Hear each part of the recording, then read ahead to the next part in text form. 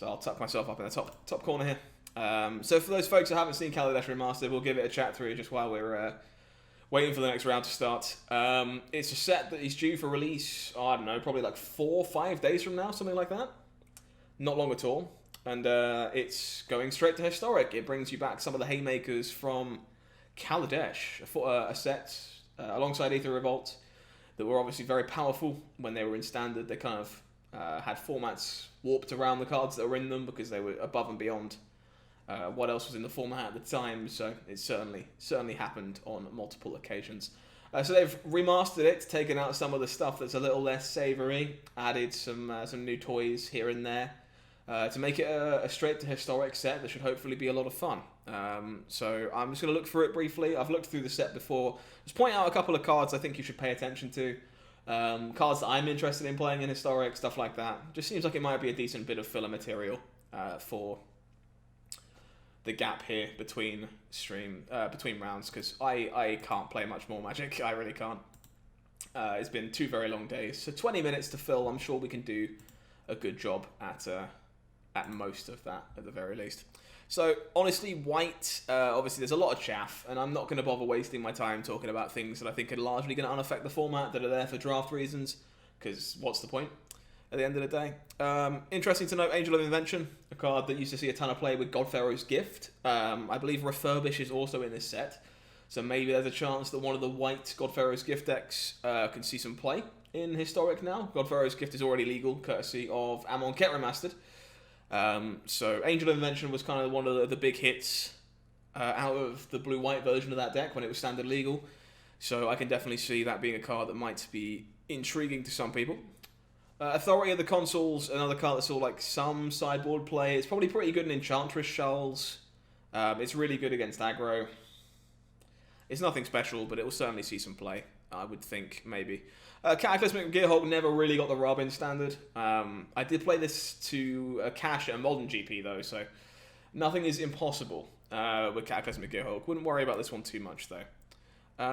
Fragmentize is a really cheap disenchant effect. Might be worth paying attention to. Fumigate's probably a bit overcosted, given that Wrath of God is actually in the format. Refurbish, this is the card I was talking about a minute ago, that is also in this set that I think is interesting with Godpharaoh's Gift. This returns an artifact from your graveyard to the battlefield, just lets you flip that GPG straight into play, and do it the hard way, if you like, with Refurbish, and I think it's pretty good at doing that, to be brutally honest. Wouldn't surprise me if there was some kind of white GPG shell that you could play in Historic moving forward. Not sure, though. Servo Exhibition was always kind of there, but it saw play in mono-white. Probably not good enough anymore. Sram is an interesting one. I reckon Sram sees a ton of play in Historic because Blue-White Auras is already a deck. Like Blue-White Auras is a deck that people play, or always kind of happy to play. So it really wouldn't surprise me that Sram just kind of slots in there as an additional 2-drop that draws you cards and all that kind of wonderful jazz that Sram does. I think it was underplayed in Standard, never really got a chance to shine. Which is perfectly reasonable because it didn't really have the tools to go with it, but I think those tools are probably there in Historic, and the card's obviously seen some modern play with Silverblade Paladin and stuff over the years. So yeah, I could definitely see a world in which SRAM is played in Historic. Would pay attention to this one. I think the card's pretty cool. Toolcraft Exemplar is also one that I think people are kind of forgetting how good this card was. You need a very specific deck for Toolcraft Exemplar to be good, but Mardu Vehicles was a heck of a deck, and most of the tools for that deck are legal in this set in some capacity. So I think it's worth paying attention to. It hits really fucking hard. Really quick. Very, very hard. And I like Toolcraft Exemplar a lot. I 7-0'd an RPTQ with Toolcraft Exemplar in my deck. Got a soft spot for it. Think it's being underrated and forgotten about. I like it a lot. Those are my haymakers for white. Blue, let's see what's going on down here. Ceremonious Rejection is probably a pretty big deal, actually. You might have seen the match I played against Nubsy on stream earlier on when we were dabbling in Historic, and the deck I was playing is the mono brown ramp deck, the like completely colourless shell. And Ceremonious Rejection, somewhat unsurprisingly, is a bit of a ball ache against that shell. It's just like pretty exceptionally good. I can definitely see you wanting some in your sideboard and like leaning towards having some available given the colourless deck's popularity. This allows an interesting one. It's another like 3-mana counterspell variant, but it does counter-activate and triggered abilities. You've been able to do that for a while with various stifles that have been printed over the years, but it wouldn't surprise me if there was a meta game where this is more valuable than Absorb, or more valuable than Neutralize, or something like that. So maybe it sees some play in that world. It was pretty good in Standard while it was there, so I can see it seeing some play again. Glimmer sees some play if the energy deck is any good, but we don't know that yet, obviously. Glintnest Crane saw fringe play, but nothing to worry about. I'm more interested, to be honest, in a couple of the cards that are coming up here in blue that might let you play the old like Storm style deck. For a while you had it legal for Nationals that year, but I can't remember if it did much beyond that, with Ornithopter and Aetherworks Reservoir, alongside 2 cards here, Metallic Rebuke and Paradoxical Outcome. You'll see in a minute. It was quite a powerful little shell, and did a lot of things very well. Size legal in Historic already. There's obviously a lot of artifacts legal in Historic that were never legal in the Standard deck that was here, available in Standard right now. Maybe there's a Storm Shell there. If there's a Storm Shell, it wouldn't surprise me if it wants some Metallic Rebukes, and it would definitely want the full 4 Paradoxical Outcomes, because this card's just busted in half. If your deck is built to abuse it, there's a reason it does everything and more in Vintage. That's just kind of the way the card is designed. It does an awful lot of good stuff over there. So if it can find a home, it's super powerful. You should respect it. Nothing here. This is a big one for a lot of people. I think Torrential Gearhulk, it was pretty standard defining when it was in Standard. I think it's probably not quite as powerful now, but it does have a very unique, powerful synergy with Sublime Epiphany. Because you can target Epiphany, flash it back, and copy the Gearhulk with the Epiphany, which means you get to flashback something else as well as the Epiphany, which obviously is already very good because Epiphany does everything. But I think it'll definitely see some play. It obviously plays very well with all the instant speed, flash, control shells of whatever variety. Torrential Gearhulk will play everywhere. It plays very well with the Scarab Guard, which is a card that is Historic legal, but has kind of been forgotten about, hasn't been quite at the bar to play the format. The only thing that kind of stops Torrential Gearhulk seeing play, I think, is if the blue decks choose to prioritize Uro instead. Because obviously Uro wasn't a card that, Gearhulk had to contend with. If you're exiling your graveyard all the time to be bringing back the 6/6 Titan, then you're not going to have spells left over to flash back. So if anything stops Gearhulk from seeing play, it's probably that, or if the format's just too fast. Because obviously if the format's full of goblins, Gruul aggro, and those are the best decks, a 6-drop is not where you want to be. So I can see that being a thing that prohibits it from being played. War of Invention is interesting. I don't think there's any artifacts in Historic that are worth shooting up with such vigor that Khan the Great Creator doesn't do a better job of doing. So I'd be surprised if this saw play. But the card is really flexible, really versatile, but you really need like Ensnaring Bridge or the other Lantern Control style artifacts from Modern. They're the ones that allow a card like this to be good. The silver bullets that you really want to go and shoot her up. Stuff in black. Well, this is a big one. I think people are actually overestimating how much damage Fatal Push is going to do to the format. The card's good. As I say, Nubsy, I'm just going to finish this review. But I appreciate the offer. Probably not enough time now. I'll type that in chat.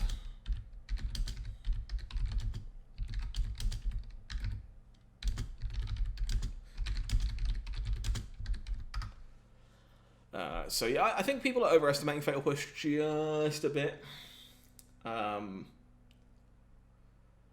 Mainly because it's harder to trigger Revolt in Historic than it is in, Modern, Legacy, stuff like that. That being said, the card is still good. It's obviously 1 mana, cheap removal, answers every creature that costs 2 or less, and you do have Fable Passage. You can play Evolving Wilds, you could do all kinds of various garbage to trigger Revolt. And if your deck's good at triggering Revolt, this card will be good for you. Pay attention, it's an uncommon, there's really no harm in picking up 4. If you're playing Historic, it doesn't cost you anything. And the card is really good. So, yeah, suggest investing in Fatal Push. Gifted Aetherborn is already in the format, so that's fine. Glintseef Siphoner is an interesting one, though. It did its best Dark Confidant impression for 2 years while it was in Standard. It definitely did its best impression that it could. Anyway, sorry guys, let me just deal with the arena flashing notification because it does that. It's fine. We'll flick that back up now. Give me a sec. Cool. So yeah, Glensleeve Siphoner did its best impression of Bob for years. It did its best. If the energy deck is good, it will be good. It's kind of hard to say much more than that. Energy became such a parasitic mechanic when it was in Standard because it kind of let you do a bit of everything. But now I look at some of the energy cards and I'm a bit like, well, they're below rate on other cards that can do that stuff. So the question's largely going to come down to whether or not Siphoner and the other energy cards like bounce off each other well enough to mitigate the fall in power level. Because for energy to be really good, you need to play like all of it. You need all the ways to make energy. But if you are doing that, Glensleeve Siphoner, very powerful card. Herald of Anguish saw some standard play. It's probably not good enough. Gonti's already historic legal. Does see some play. Card's pretty solid. Lost Legacy's probably just worse than Necromentia or Unmoored Ego, but it exists. So there is that. Noxious Gearhulk saw fringe play in standard when it was around, but again, it's a bit expensive, bit clunky.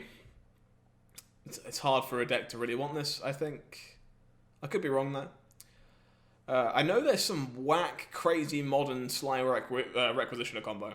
So maybe someone can build something similar in Historic, who knows. Nothing else really stands out to me, though. Chandra Torture Defiance is a big deal. This card is super skill-intensive, requires you to make a lot of decisions, and it was kind of jokingly heralded as the second coming of Jace the Mind Sculptor when it was in Standard. It's good. The card's powerful. Red mid-range Shell's going to love it. It will see some sideboard play in mono-red. It might even see main deck play in mono-red. It's kind of hard to see.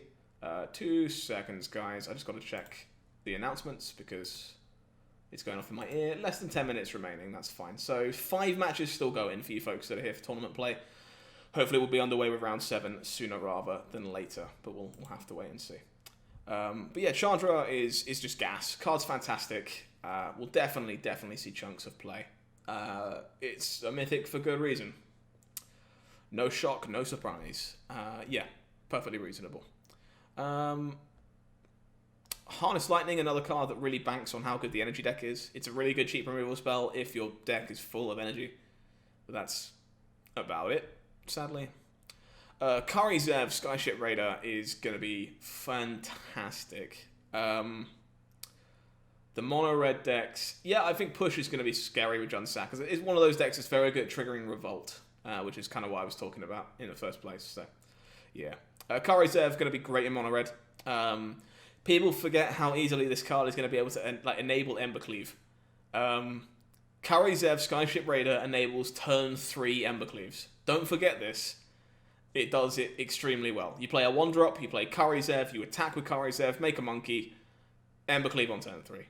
That is powerful stuff, and we'll definitely see some play. Kari Zev's expertise probably just replaces all the Act of Treason effects that see fringe play in Historic now. It's probably the best of that bunch, one way or the other. I think it's there's probably enough 2-mana spells you want to cast in your Act of Treason decks, especially stuff like Junsack, that it's probably just like fine. PNLR saw some fringe play in the red aggro decks too. I think it's pretty reasonable. Nothing special, but reasonable. Plays very well with Scrappy Scramjet, if red, black, or Mardu vehicles could be a thing again. Plays very well with Toolcraft Exemplar, like we were saying earlier on. So if you're trying to leverage that card, given that you don't have Thraben Inspector, you could definitely want something like this instead. Yes, I love MTG Remy, Ernie. I think his stuff is fantastic. He makes some brilliant content. So definitely a link worth watching if you haven't done so already. Cool. Let's see if anything else stands out to me here. Not in red, anyway. So you're starting to see some of the other energy tools that, again, if the energy deck is good, they're good. Attune with Ether, Bristling Hydra, going to be good if the deck is good. Blossoming Defense saw some fringe play. We have similar effects available in Historic. Yeah, probably fine if you're a green slanted aggressive deck that you care about removal. Might be something that you're interested in. Heroic Intervention is already legal, so no big deal there. Long Tusk Cub, another one that's going to be good if the energy deck is good. It's basically the sum of parts. Nissa Vital Force is unfortunately probably just much worse than Nissa Who Shakes the World. So I don't see this card ever seeing play, unfortunately. It was really cool in Standard, but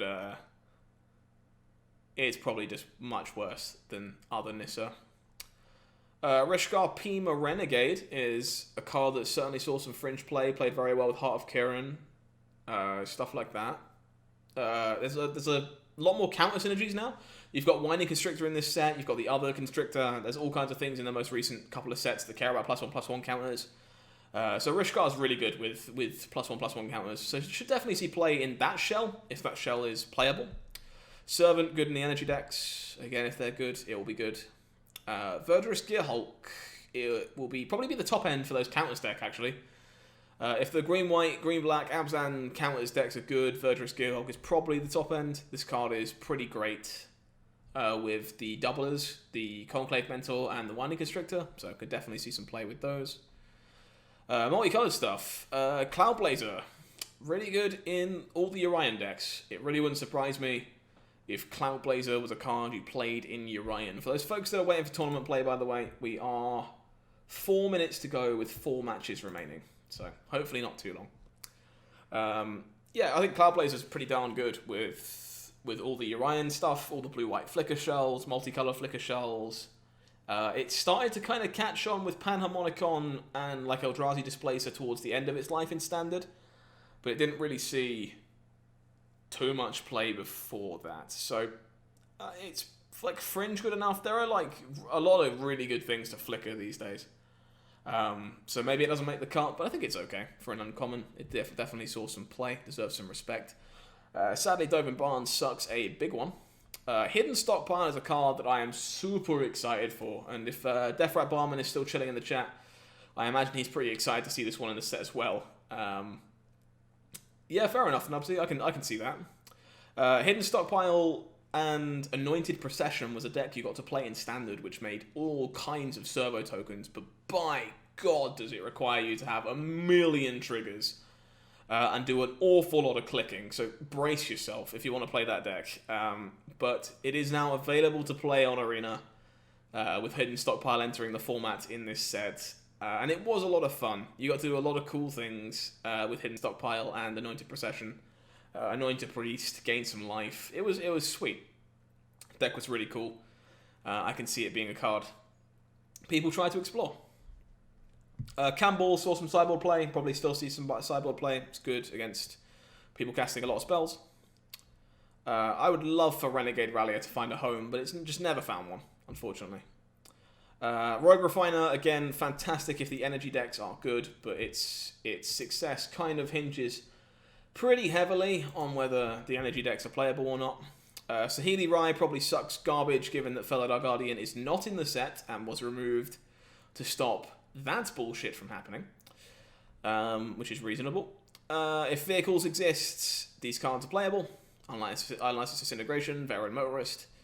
Again, if the energy deck is good, Whirl of Virtuoso also potentially good. Winding Constrictor, a huge pickup for the counters decks. It's another copy of Conclave Mentor. In fact, I think it's slightly better in some circumstances. Not a lot, but some. So you can be green-black counters, you can be green-white counters, you could be Abzan counters. I have no idea how good the mana is or how much it will hold up. But definitely starting to get some of the sweet, sweet tools there to play that kind of like hardened scales game plan from Modern. So could definitely see this one around fair chunk. Artifacts, there's a few here that are super intriguing. Aetherflux Reservoir, one that I've talked about before. Obviously, Paradoxical Outcome, Ornithopter, all those Storm-esque style cards that saw play in that Storm deck from that Standard. They're in this set. And if that deck's good, this is the way it kills you. It casts a million spells, and then it pays 50 to 50 you.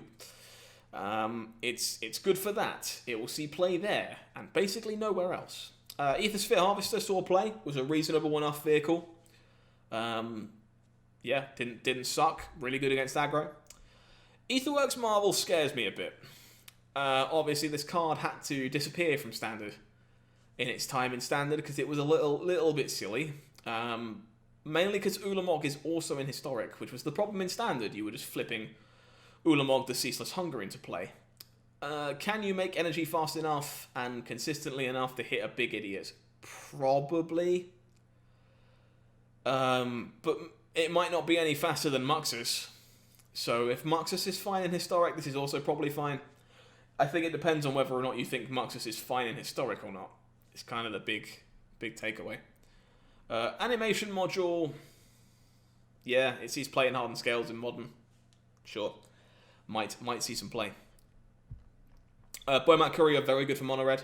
Very good with Toolcraft Exemplar, any of those artifact-based aggro decks. But Mono Red's going to snap this thing off. It's one of the best one-drops Mono Red had in its standard formats. I think the card is pretty darn good, and we'll just see play. I think Rashmi's very cool, Nubsy, but I don't think it's quite good enough to see play in Historic. But definitely a cool card. Definitely. Anything else that stands out to me? Heart of Kirin. Heart of Kirin saw plenty of play in the standard format it was in. Very good at punching people in the skull. Wouldn't surprise me if we saw another handful of stuff. Okay, the round time has just ended for the event, and we're waiting on one match. So hopefully that match does not take too long, and we'll be underway shortly. Yeah, wouldn't surprise me to see some Heart of Kirin seeing play. Really wouldn't. Anything else? Melwork Colossus is an interesting one, actually. The reason for that is because Forsaken Monument now exists. And in the Forsaken Monument deck, this is probably going to be free pretty often, actually. Or at least not very expensive. So that could be cool. That could definitely be interesting. Ornithopter, as I mentioned before, good for the... Let's not make Fellow Guardian legal. Good for the Storm deck. You know Saffron Olive is going to play a ton of Panharmonicon. I am probably going to play a ton of Panharmonicon because the deck is really fun, but I don't think it's actually very good. I know a few people have talked about Paradox Engine combos. They never really got there in Standard. I don't think they're necessarily going to get there in Historic, but I'd love to be wrong. Scrappy Scramjet is a big one. Any black slanted aggro deck, any Toolcraft Exemplar deck, probably going to want this. It's very easy to splash Scrap Heap Scroungers in your aggro deck, and people started to figure this out pretty quickly. You could be based like red-white and just have a couple of lands to tap for black. You cast Scrap Heap Scrounger when you draw it, and then sometimes you're just going to be able to bring it back for free, occasionally. I think it's pretty great. We'll see a fair bit of play. One of the only cards to ever have 32 copies of itself in the top 8 of a PT. So there is that. Sky Sovereign, another reasonable vehicle that's probably just going to see play in the sideboard of the brown deck as a Khan target. It's probably pretty good for Khan, the Great Creator, to come and grab on occasion. People do that in Modern sometimes, so I imagine it's good enough for Historic too. The lands are a big part of this set. Ether Hub probably sees some play even if Energy is bad. The card's pretty good, but it's obviously much better if Energy is good. But the Fastlands. The Fastlands are a cycle of lands that come into this format off the back of this set. And they will see a lot. They will see an awful lot of Historic play. It really wouldn't surprise me. Cards are very, very good. Inventor's Fair, another card the Mono Brown deck is going to be very happy to have. Does an awful lot of cool things as you tutor all kinds of cards up. Finds the monument faster. Gains your life incidentally. Card's really powerful. Spire of Industry, another one, actually, that the brown decks might be happy to have. This is the kind of card that lets you splash Scrap Heap Scrounger very well as well, because it just makes black mana when you need it to, and then it doesn't hurt you when you don't need it to. So, definitely could help with that as well. Set's looking really cool. Set's looking very, very sweet.